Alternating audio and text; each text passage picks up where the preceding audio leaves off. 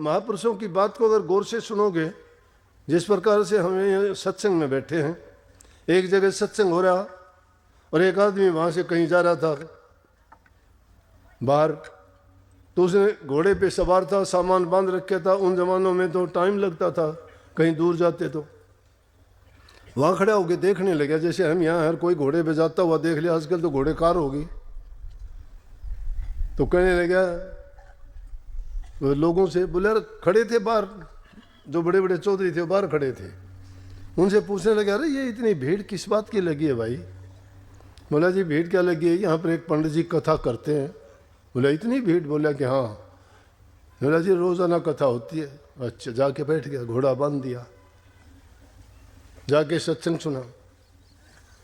सत्संग में बात चली हुई थी, भाई ये जीव समझ नहीं पाया, जीव अपना कर्म भोगता है, ये पाप कर्म करता है तो नरकों में जाना पड़ता है, अगर अच्छा काम करता है तो इसको मुक्ति मिल जाती है, अगर ये पुण्य दान करता है तो इसको स्वर्ग बैकुंठ मिल जाते हैं, तो इसका ये जीवन भी सुखी होता है, वो भी सुखी होता है, अगर दुनियादारी के पचड़े में फंसता है तो इसको दुख ही दुख भोगने पड़ते हैं। उसको भी वो बैराग की बात थी, सुन के बैराग लग गया। बोला कि भाई महात्मा जी ने बात तो बहुत नेक बात बताई है, क्या जीवन है ये? बोला कि कोई कब भरोसा नहीं चला जाए दुनिया से, इसलिए जो प्रभु की भक्ति करता है उसका जीवन सफल हो जाता है। बाहर आया, आने के बाद में उसके तो विचार बदल गए।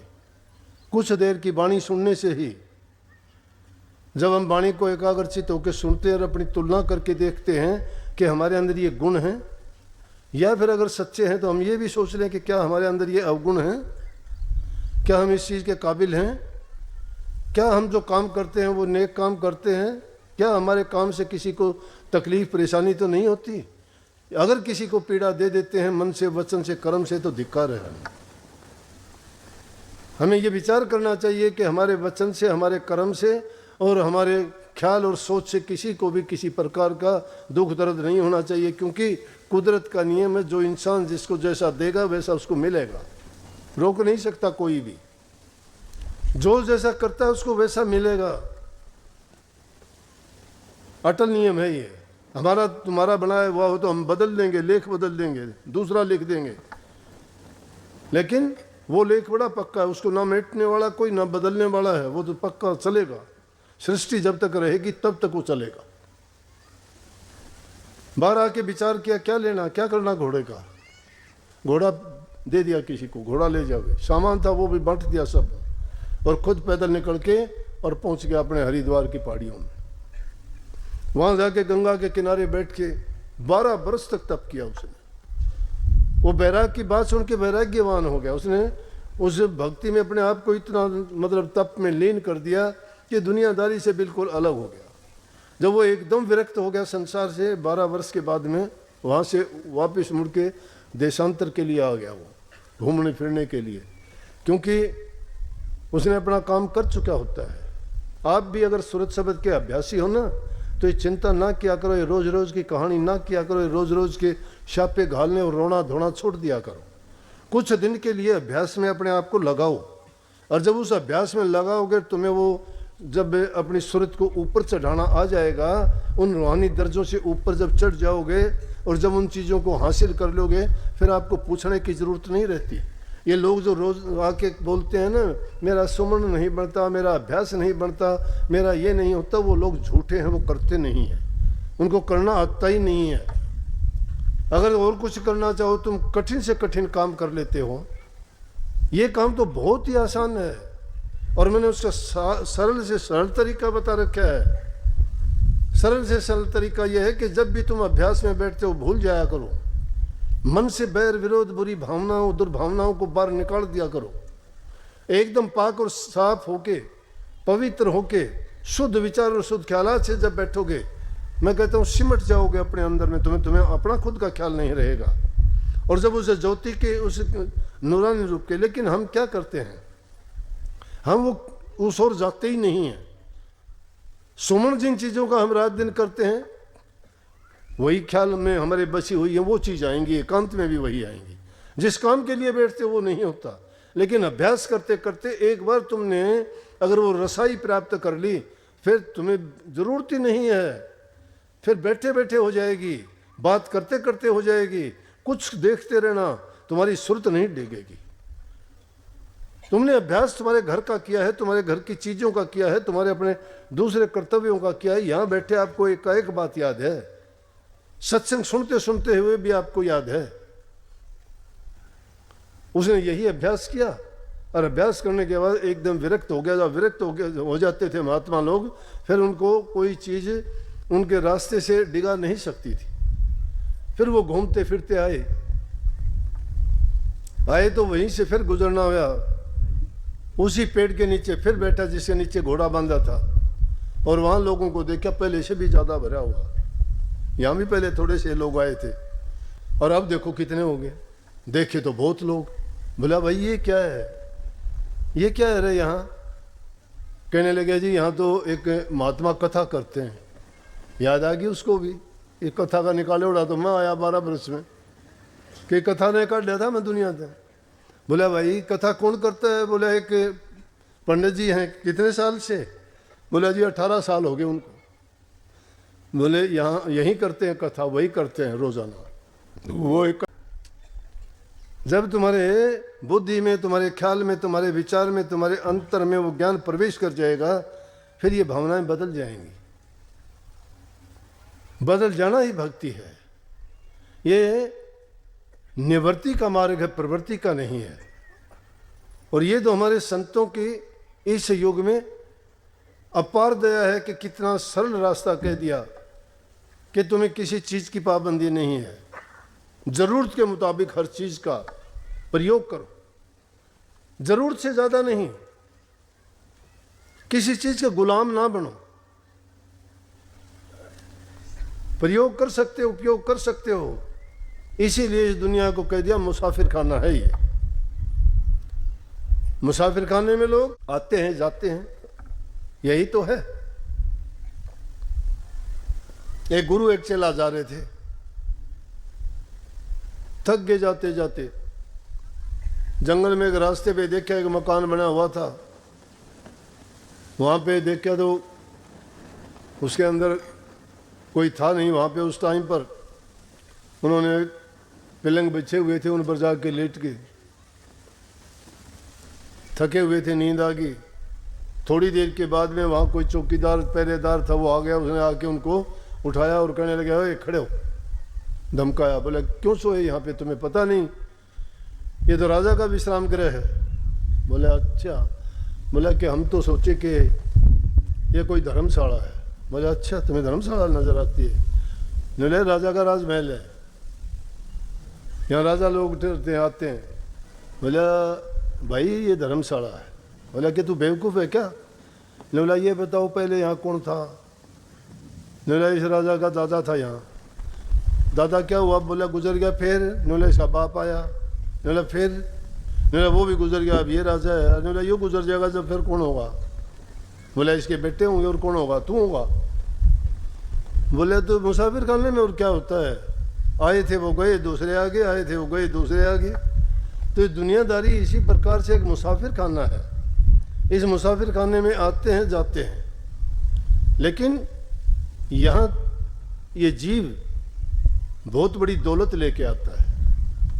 इसको जो जीवन रूपी दौलत मिली है उसकी कीमत संतों ने आकी है। उन्होंने कहा कि एक एक सांस लाख लाख लाल के बराबर है। उस सांस को व्यर्था ना खो, उस सांस में नाम को सुमरो, नाम को याद रखो। उसमें जिसको तुम याद रखोगे वो तुम्हें याद रखेगा। तुम जिसको याद नहीं करते वो तुम्हें याद क्यों करेगा भाई? बोलो। तुम जो उसको याद किया करो। मैं आपको बताऊं ये विश्वास दिला के कि सच्चे मन से तुम्हें और नहीं ना, जब किसी को भी याद करोगे वो तुम्हें थोड़े समय के बाद याद रखोगे, वो तुम्हें याद रखेगा। तुम जिसको याद नहीं करते वो तुम्हें याद क्यों करेगा भाई? बोलो। तुम जो उसको याद किया करो। मैं आपको बताऊं ये विश्वास दिला के कि सच्चे मन से तुम्हें और नहीं ना, जब किसी को भी याद करोगे वो तुम्हें थोड़े समय के बाद में मिल जाएगा, आ जाएगा। लेकिन वो स्वार्थ की बात के लिए नहीं कहते, उठ पटांग बात सोच के कह दो कि वो आ जाए वो आ जाए। समझ गए ना? नहीं, बच्चों को अच्छी शिक्षा, अच्छे संस्कार दो। ये जो आज समाज में झगड़ा है ना, कचरा दिमाग में जो भरा गया गलतियों का, बुराइयों का, नासमझी का, संस्कारहीन जो होते जा रहे हैं, समाज का ताना बाना टूटता है उससे। बच्चे मनमर्जी से कहते हैं मैं उससे शादी करूं, मैं उससे शादी करूं। उनको ख्याल नहीं है कि हमारे रिश्ते नाते क्या हैं, हम ऐसा कर सकते हैं या नहीं कर सकते। उनको ये समझ नहीं है, और नासमझी के कारण क्या होता है, बहुत बड़ी बड़ी रोजाना घटना होती हैं।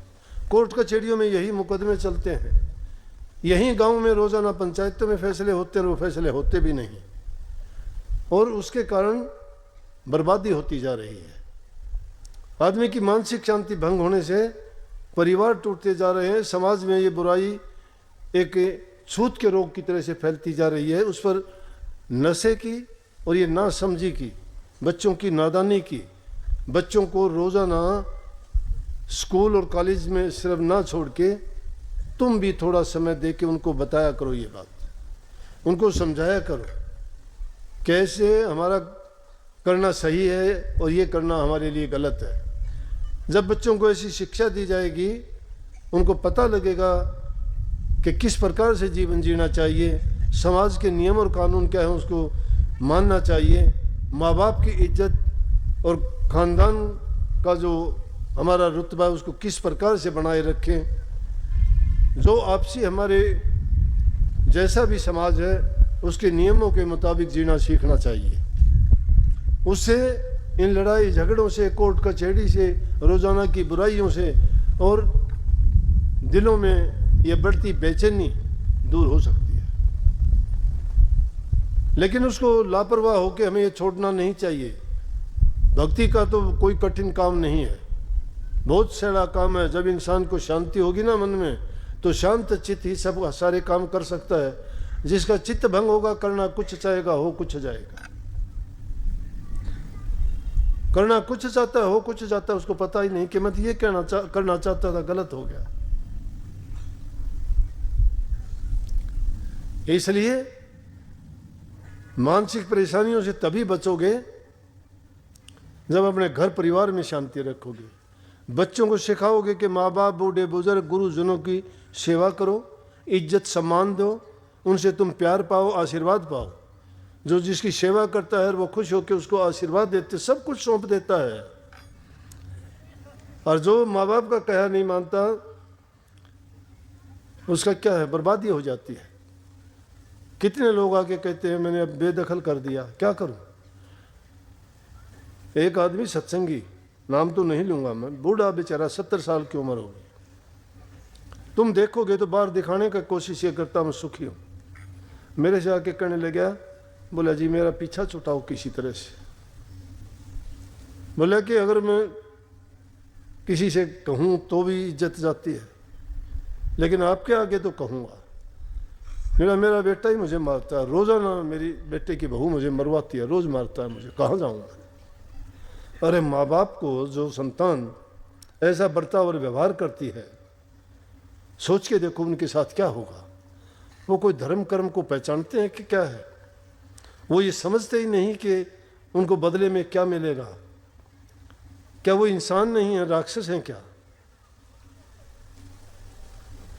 गंदे कर्म करके कोई बड़ा बन जाता है क्या। जगह जगह आज नहीं देखते, कहीं मुर्गे कटते हैं, कहीं बकरे कटते हैं, कहीं अंडों की रेडियां लगते हैं, और उन जीवों को खा के लोग खुश होते हैं क्या। उससे अच्छी तो बहुत अच्छी अच्छी चीजें हैं।